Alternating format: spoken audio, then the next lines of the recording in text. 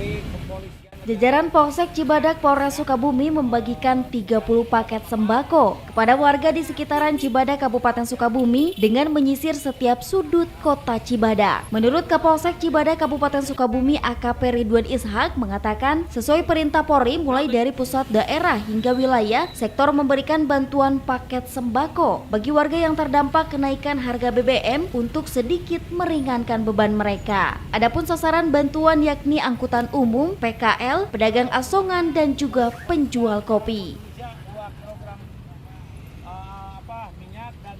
Lanjuti perintah Bapak Kapolri, ya kita jajaran dari mulai di jajaran atas di tingkat Mabes, kemudian Polda, Polres maupun Polsek, kita memberikan bantuan sosial, ya baik berupa minyak, gula, ya berupa sembako yang terdampak kenaikan bahan bakar minyak.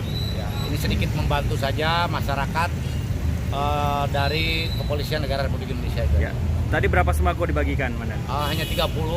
Mungkin kita berlanjut besok akan kami usahakan lagi mencari rekanan ya yang baik dari kita sendiri ya menyisihkan sedikit rezeki maupun nanti dari rekanan-rekanan kita yang ada di wilayah Polsek Cibadak Polres Sukabumi.